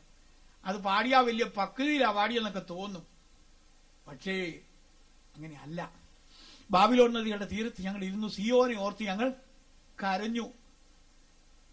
അവിടെ ഈ അഭയാർത്ഥികൾ കിടക്കുന്ന സ്ഥലത്തെ ആ സ്വദേശികൾ വന്നു, നിങ്ങൾ നല്ല പാട്ടുമൊക്കെ ഉള്ളവരാണെന്ന് കേട്ടിട്ടുണ്ടല്ലോ, നിങ്ങളുടെ ഒരു പാട്ടൊന്ന് കേൾക്കട്ടെ എന്നും പറഞ്ഞ് പരമാർത്ഥമായിട്ട് അവർ വന്ന് ഒരു പാട്ട് കേൾക്കാൻ ആഗ്രഹിച്ചപ്പോൾ ഇവർ പറയാണ്, പിന്നെ ഞങ്ങള് യഹോവയുടെ ഗീതം അന്യദേശത്ത് പാടുക. ഒരുപാട് ഭക്തിയാണ് അവർക്ക്, വലിയ ഭക്തിയാണ്. ഇങ്ങനെ യഹോവയുടെ ഗീതം അന്യദേശത്ത് പാടാതെ ചില പ്രത്യേക സ്ഥലങ്ങളിൽ മാത്രം പാടുന്ന ഒത്തിരി പേരുണ്ട്. Price the Lord. പള്ളി വരാമേ ഞാൻ കേൾപ്പിക്കാം എന്റെ പാട്ട്, ഞങ്ങളുടെ സഭായോഗത്തിന് വാ കേൾപ്പിക്കാം. Price the Lord. ദൈവത്തിന് സ്തോത്രം എന്ന് പറഞ്ഞേച്ച് യഹോവയ്ക്ക് ഗീതം പാടാതെ മ്യൂസിക്കൽ ഇൻസ്ട്രുമെന്റ്സ് എല്ലാം മരത്തിന്റെ കൊമ്പയിലൊക്കെ തൂക്കിയിട്ടു. എന്നാൽ യഹോവയുടെ ഗീതം പാടാത്തവൻ ഏതെങ്കിലും ഒരു ഗീതം ഓടി പാടും. അതതിന്റെ അവസാന ഭാഗം വായിച്ചാൽ അറിയാം. നിന്റെ മക്കളെ പിടിച്ച് വാറുമേൽ അടിക്കുന്നവൻ ഭാഗ്യവാൻ. സത്യം പറഞ്ഞാൽ എനിക്കത് ജനങ്ങളുടെ മധ്യത്തിൽ പരസ്യമായിട്ട് വായിക്കാൻ പോലും ഇഷ്ടമില്ല. പിന്നെ പെന്തക്കോസ്തുകാരുടെ കയ്യിൽ എന്ത് കിട്ടിയാലും അവരുടെ ആത്മീയ പരിവേഷം കൊടുക്കുവാൻ. ഈയിടെ ഒരാളെ വ്യാഖ്യാനം കൊടുത്തു, കുഞ്ഞുങ്ങളെ പിടിച്ച് ക്രിസ്തുവാൻ പാറമേൽ അടിക്കുന്നവൻ ഭാഗ്യവാൻ. Price the Lord. ദൈവത്തിന് സ്തോത്രം. എന്നാൽ ഞാൻ ഇന്ന് രാത്രി നിങ്ങളോട് പറയാം, ഈ ബാബിലോൺ നദികളുടെ തീരത്ത് സിയോനെ ഓർത്ത് കരഞ്ഞ്, പാപങ്ങളെ ഓർത്തല്ല കരഞ്ഞത്. സിയോനെ ഓർത്ത് കരഞ്ഞു, പാപങ്ങളെ ഓർത്തല്ല കരഞ്ഞത്. സിയോനെ ഓർത്ത് കരഞ്ഞു. അങ്ങനെ കരഞ്ഞതായ ആളുകളെ കുറിച്ചുള്ള ദൈവം തമ്പുരാന്റെ ഇംപ്രഷൻ, ദൈവത്തിന്റെ അഭിപ്രായമാണല്ലോ ശരി, ആരെക്കുറിച്ചാലും ദൈവം പറയുന്നതാണല്ലോ ശരി. കെബാർ നദിയുടെ തീരത്ത് ആ മനുഷ്യനെ കുറിച്ച് എനിക്ക് ഒത്തിരി പ്രസംഗിച്ചാൽ കൊള്ളാൻ താല്പര്യം ഉണ്ടായിരുന്നു.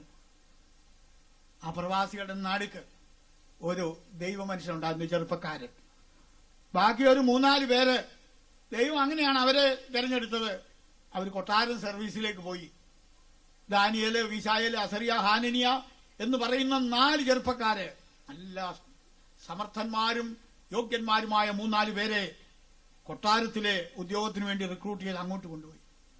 എന്നാൽ ഈ ചെറുപ്പക്കാരൻ പുരോഹിത കുലത്തിൽ ജനിച്ചവനാണ്, ബൂസിയുടെ മകനായ എസക്കിയേൽ. അദ്ദേഹത്തെ എന്തുകൊണ്ടോ ആരും തിരിച്ചറിഞ്ഞില്ല. രാജകൊട്ടാരത്തിലൊന്നും അദ്ദേഹത്തെ കൊണ്ടുപോയില്ല. Price the Lord. അദ്ദേഹം പ്രവാസികളുടെ നടുവിലിരിക്കുകയാണ്. ഞാൻ സമാപന വാക്കുകളിലേക്ക് വരട്ടെ. എസെക്കിയേൽ പ്രവചനത്തിന്റെ ആദ്യ ഭാഗം നമ്മൾ വായിക്കുമ്പോൾ ആണ്ടുമാസം തീയതിയൊക്കെ പറയുന്നുണ്ട്, ഞാനത് ആവർത്തിക്കുന്നില്ല. ഞാൻ പ്രവാസികളുടെ നടുവിലിരിക്കുമ്പോൾ സ്വർഗം തുറന്ന് ദിവ്യ രഹസ്യങ്ങളെ കണ്ടു. പ്രവാസികൾക്ക് ദിവ്യ രഹസ്യമില്ല. പ്രവാസികൾ അവരുടെ സംഗീതോപകരണങ്ങൾ മരക്കൊമ്പുകളിൽ തൂക്കിയിട്ടുകൊണ്ട് പരിതാപം പാടി അതുവിധം പുലമ്പി അവർ നിരാശരായി കഴിയുമ്പോൾ അവരുടെ നടുവിലിരുന്ന ഒരു യുവാവിന് സ്വർഗം തുറന്ന് ദിവ്യ രഹസ്യങ്ങളുണ്ടായി. ഞാൻ ഇന്ന് രാത്രി നിങ്ങളോട് ചോദിക്കട്ടെ, സത്യം പറഞ്ഞാല് ആത്മീയ ഭാഷയിൽ നമ്മളൊരു പ്രവാസത്തിലാണ്.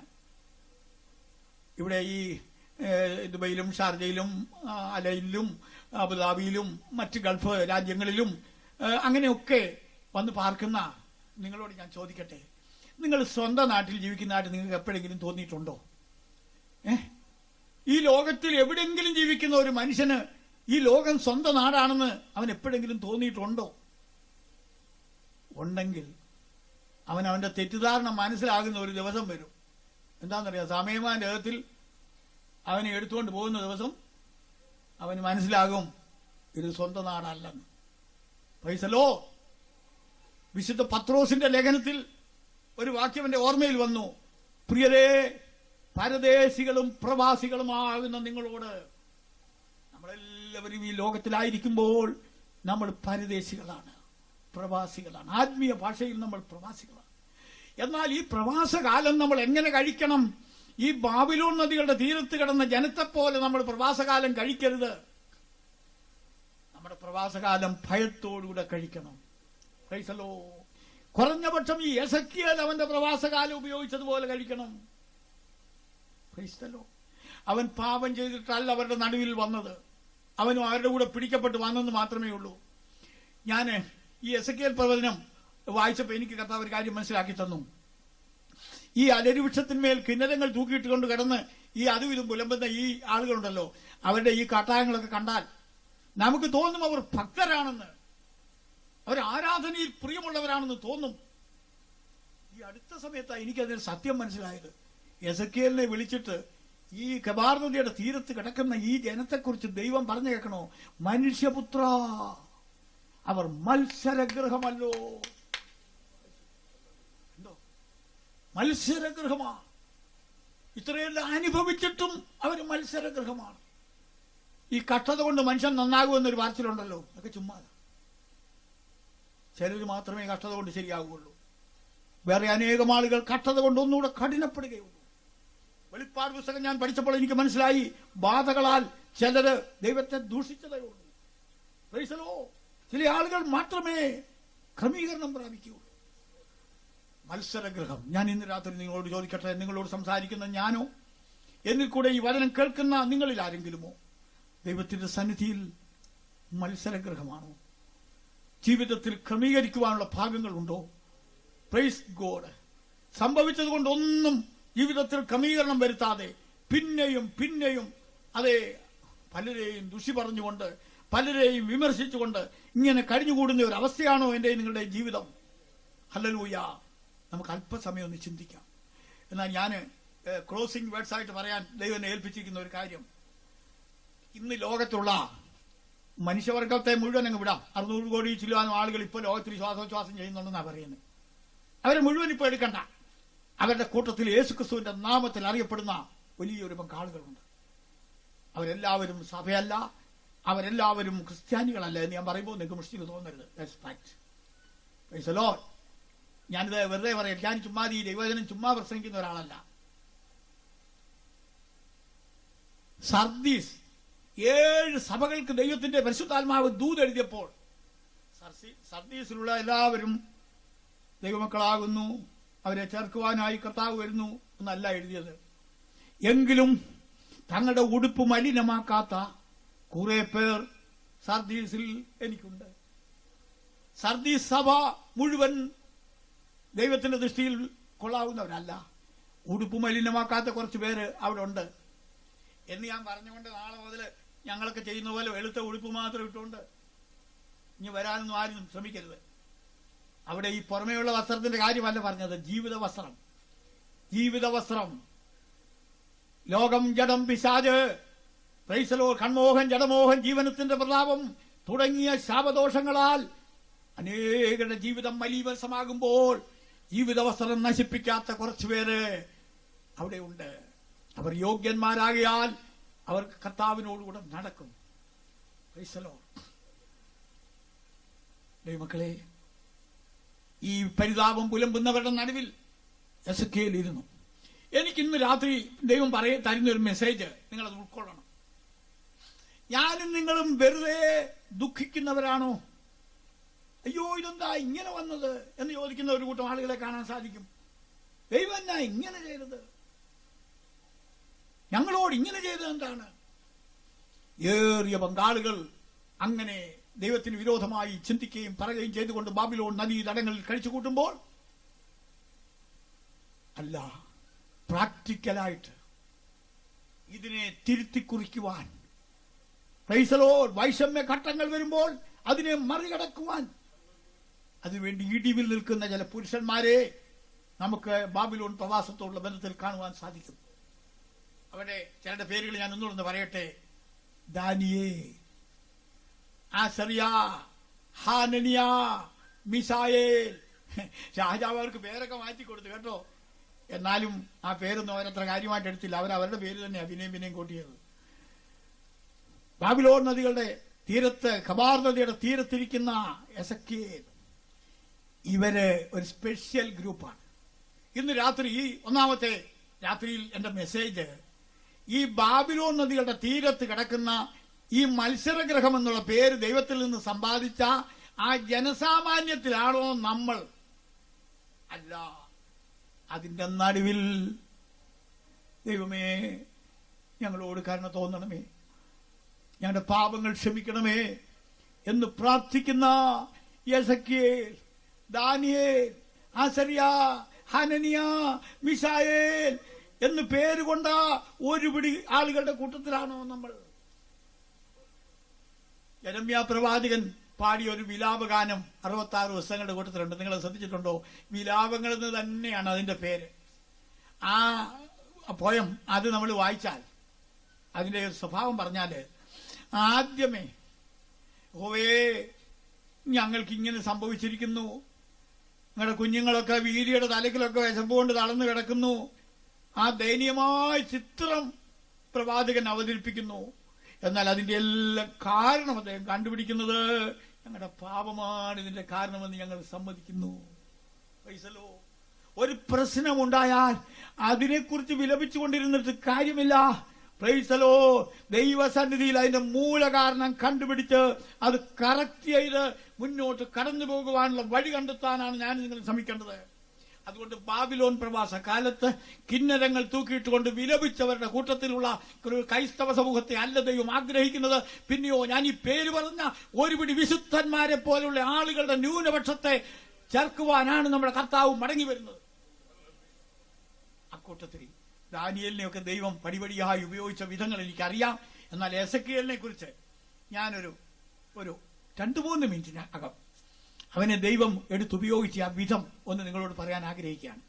അതിലൊന്ന് ഓൾറെഡി ഞാൻ പറഞ്ഞു കഴിഞ്ഞു. അവൻ പ്രവാസികളുടെ ഇടയിൽ ധ്യാനനിരതനായി, പ്രാർത്ഥനാനിരതനായി ഇരുന്നപ്പോൾ സ്വർഗം അവന്റെ മേൽ പ്രകാശിച്ചു.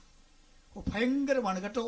എനിക്ക് തോന്നുന്നു എസെക്കിയേലിനുണ്ടായ ദർശനം എനിക്കോ നിങ്ങൾക്കോ വല്ലവരും ആയിരുന്നെങ്കിൽ ചത്തുപോയി. കാരണം കെരൂബുകളുടെ മേൽ അധിവസിക്കുന്ന ദൈവം സ്ഫടികരഥത്തിൽ ഇറങ്ങി വന്നതായ ഭയങ്കര സംഭവമാണ്. അതിന്റെ മുമ്പിൽ അവൻ തളർന്നു വീണുപോയി. 2-ാം അധ്യായത്തിലേക്ക് നമ്മൾ വരുമ്പോൾ മനുഷ്യപുത്ര എഴുന്നേറ്റ് നിവർന്നു നിൽക്കുക എന്നവനോട് പറയുന്ന ഒരു ശബ്ദം കേട്ടു. ഇന്ന് രാത്രി എനിക്ക് നിങ്ങളോടൊന്ന് പറഞ്ഞാൽ കൊള്ളാവുന്ന ആഗ്രഹമുണ്ട്. പഴയ നിയമകാലത്തായാലും ശരി, പുതിയ കാലത്തായാലും ശരി, ഏത് കാലത്തായാലും ശരി, ദൈവം ഒരാളിനെ വിളിക്കുമ്പോൾ ആ വ്യക്തിയെ ഉപയോഗിച്ച് എന്തെങ്കിലും ചെയ്യാൻ ദൈവം ആഗ്രഹിക്കുമ്പോൾ ആദ്യമേ ദൈവം ചെയ്യുന്നത് അവന്റെ പേഴ്സണാലിറ്റിയെ ഒരുക്കിയെടുക്കുക എന്നുള്ളതാണ്. അല്ലെങ്കിൽ അത് നിങ്ങൾ പറ. മോശയെ വിളിച്ചപ്പോൾ തന്നെ മോശേ ഇങ്ങോട്ട് വന്നേ, ഞാൻ നിന്നെ അഭിഷേകം ചെയ്യാൻ പോവുകയാണ് എന്നൊന്നുമല്ല പറഞ്ഞത്. നിങ്ങൾ ശ്രദ്ധിക്കേ, സിംബോളിക് ആയിരിക്കാം, എന്നാലും ചെയ്യുന്നതിനാണ്. ചെരുപ്പ് മാറ്റ്, എന്തോ അതിന്റെ കയ്യിലിരിക്കുന്നത് അത് താഴെയിട്, ട്രെയിനിങ് കൊടുക്കുക. അവനെ ദൈവത്തിന് കൊള്ളാവുന്നവനാക്കി മാറ്റിയതിന് ശേഷമാണ് പിന്നീട് കൽപ്പനകൾ അവനെ ഏൽപ്പിക്കുന്നത്. ഇത് തന്നെയാണ് എസെക്കിയേലിന്റെ ചരിത്രത്തിലും ആദ്യമായിട്ട് പറയുന്നത്. മനുഷ്യപുത്ര നിവർന്നു നിൽക്കാന്നാണ്. ഈ സ്കൂളിലൊക്കെ പഠിക്കുന്ന കുട്ടികൾക്കൊക്കെ അറിയാം. ഞങ്ങളും ചെറുപ്പത്തിൽ സ്കൂളിലൊക്കെ പഠിച്ചതാ. ഡ്രില്ലൊക്കെ നടത്താനായിട്ട് പോയി നിൽക്കുമ്പോൾ ആദ്യം മാർച്ച് ചെയ്യാനല്ല പറയുന്നത്, ആദ്യം അറ്റൻഷനാ പറയും, അല്ലേ? ഡ്രില്ല് ആരംഭിക്കുമ്പോൾ ആദ്യമേ പറയുന്നത് ടെൻഷൻ, ഒന്ന് നേരെ നിൽക്കാനാണ്. കർത്താവ് ഇന്ന് രാത്രി തന്നെ പിൻപറ്റുന്ന ഒരു ദൈവപൈതലിനോട് പറയുന്നത്, കുഞ്ഞെ നീ ഒന്ന് നേരെ നിൽക്കും. ഞാനിത് പറഞ്ഞുകൊണ്ട് ആരും കർത്താവിന്റെ പ്രസാദം പ്രാപിക്കാനായിട്ട് രാത്രി പോയി ഇങ്ങനെ നേരെ നിൽക്കരുത്. സ്റ്റഡി ആയിട്ട്, ജീവിതത്തിൽ വക്രതയില്ലാതെ. ഇടയ്ക്ക് മുമ്പേ ഒരു ചോദ്യം ചോദിച്ച പോലെ എനിക്ക് ഒരു ചോദ്യം കൂടെ എന്റെ മനസ്സിൽ വരുന്നു. തർസോസുകാരനായ ശൗലിനെ കർത്താവ് ദമസ്കോസിൽ വെച്ച് സന്ദർശനം നൽകി വിളിച്ചതിന് ശേഷം അവൻ പോയി താമസിച്ച സ്ട്രീറ്റിന്റെ പേര്, തെരുവിന്റെ പേര് അറിയാവുന്ന ആരെങ്കിലും ഉണ്ടെങ്കിലും ഒന്ന് വിളിച്ചു പറഞ്ഞു. നേർവീതി. അത് വെറുതെ സംഭവിച്ചതല്ല. കണ്ടോ, ദൈവം തമ്പുരാൻ ഒരുത്തനെ വിളിച്ചപ്പോ അവൻ പോയി താമസിച്ച തെരുവിന്റെ പേര് വരെ നല്ല മനോഹര പേരാ, നേർവീതി. ചിലർക്ക് പറ്റുന്ന കുഴപ്പം എന്നാണെന്നറിയോ? തകർപ്പൻ ദർശനത്തോടുകൂടി ആയിരിക്കും തുടങ്ങുന്നത്, പിന്നെ പോകുന്ന വക്രഗതി കൂടെ. ഇവൻ നേരെ മുന്നോട്ട് തന്നെയാ പോയത്. അവസാനം ചാകാറായപ്പോ ഒരു കുറിപ്പെഴുതി വെച്ചു, നല്ല പോർ ചെയ്തു. ചുമ്മാതൊരു പോർ ചെയ്തെന്നല്ല, നല്ല പോർ. അതിന്റെ ക്വാളിഫിക്കേഷൻ നോക്ക്, നല്ല പോർ. ഓട്ടം തികച്ചു, വിശ്വാസം കാത്തു. ഇന്ന് ചില എപ്പിസ്കോപ്പൽ സഭകളുടെയൊക്കെ നേതാക്കന്മാരെ അന്ത്യന്യായവിധിയിൽ ദൈവം തമ്പുരാൻ വിധിക്കുമ്പോൾ പറ, വിശ്വാസം ഉണ്ടാക്കി, പുതിയ പുതിയ വിശ്വാസം ഉണ്ടാക്കി.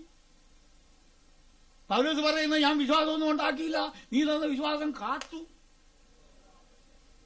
നീതിയുടെ കിരീടം എനിക്കായി വെച്ചിരിക്കുന്നു, അത് നീതിയുള്ള ന്യായാധിപതി ആ ദിവസത്തിൽ എനിക്ക് നൽകും എന്ന് പറഞ്ഞേച്ച് ആത്മാവിൽ താന് ആ ജയിലിൽ കിടന്നുകൊണ്ട് നോക്കിയപ്പോൾ ആത്മ കണ്ണുകളാൽ ഇന്ന് രാത്രിയിൽ ഈ ചർച്ചിൽ കൂടിയിരിക്കുന്ന, ഷാർജയിൽ ഇവിടെ കൂടിയിരിക്കുന്ന എന്നെയും നിങ്ങളെയും കണ്ടു.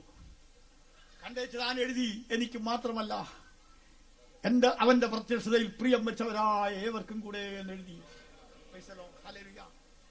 അതുകൊണ്ട് ഈ ആത്മീയ പ്രവാസകാലമായിരിക്കുന്ന ഈ കാലഘട്ടത്തിൽ ഇതിനെ തിരുത്തി കുറിക്കുവാൻ ആഗ്രഹിക്കുന്ന പ്രിയപ്പെട്ടവരോട് ഇന്ന് രാത്രി ഇങ്ങനെ പറഞ്ഞ് നിർത്തട്ടെ. ദൈവമെഴുത്ത് നമ്മളെ ഉപയോഗിക്കണമെങ്കിൽ നമ്മളെ തന്നെ ഏൽപ്പിച്ചു കൊടുക്കണം.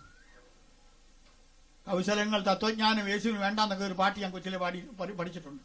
സൂത്രങ്ങളെല്ലാം മാറ്റി വെക്കണം കേട്ടോ. ചിലർ നല്ല രീതിയിലൊക്കെ ആരംഭിക്കും, കുറെ കഴിയുമ്പോൾ അടവ്, വിളച്ചില്, അതൊന്നും ദൈവത്തിന്റെ പരിശുദ്ധാത്മാവിന് ഇഷ്ടമല്ല.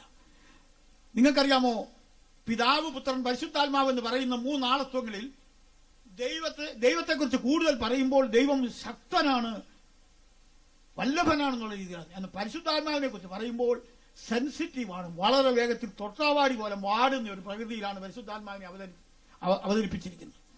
അതുകൊണ്ട് നമ്മൾ വായിക്കുന്നത് പരിശുദ്ധാത്മാവിനെ കോപിപ്പിക്കരുതെന്നല്ല, പിന്നെ ദുഃഖിപ്പിക്കരുതെന്നാണ്. ദൈവത്തിന്റെ പരിശുദ്ധാത്മാവ് പെട്ടെന്ന് ദുഃഖിക്കുന്ന ഒരു മൈൻഡാണ്. പരിശുദ്ധാത്മാവിനെ ദുഃഖിപ്പിച്ചാൽ അതിന്റെ അർത്ഥം അയ്യോ കഷ്ടമെന്നാണ്.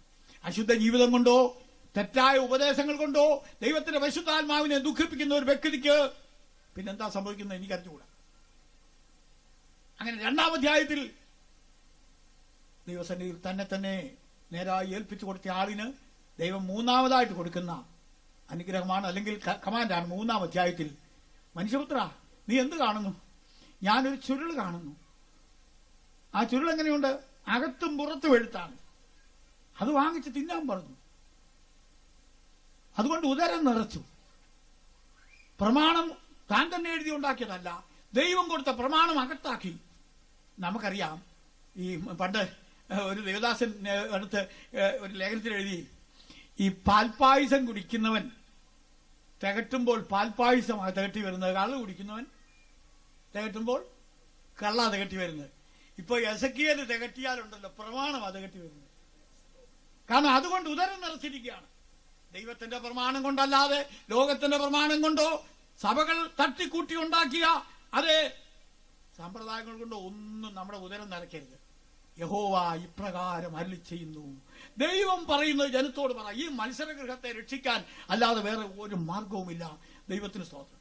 ഞാനിവിടെ എന്റെ വാക്കുകൾ നിർത്തുന്നു.